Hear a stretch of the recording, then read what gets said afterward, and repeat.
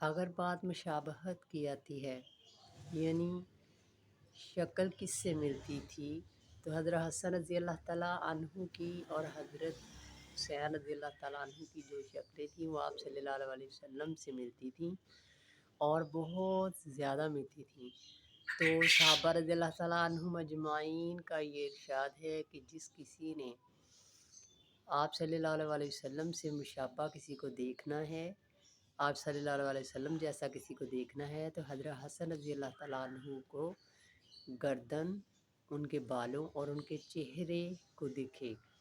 اور حضرت حسین رضی اللہ تعالیٰ عنہ جو ہیں وہ نبی رحمت صلی اللہ علیہ وسلم سے گردن سے لے کے ٹخنوں تک مشابہ تھے، یعنی آپ صلی اللہ علیہ وسلم جیسے تھے۔ تو جب حضرت حسین رضی اللہ تعالیٰ عنہ کو کربلا کے میدان میں شہید کیا گیا تو ان کی گردن مبارک کو عبید اللہ بن زیاد کے پاس لایا گیا، تو وہ کم بخت، استغفر اللہ، اللہ اس کو وارد کرے، وہ جب اس نے دیکھا حضرت حسین رضی اللہ تعالیٰ عنہ کی گردن، چہرے مبارک کو، تو وہ کہتا کہ میں نے اس سے حسین و جمیل کوئی دیکھا نہیں آج تک،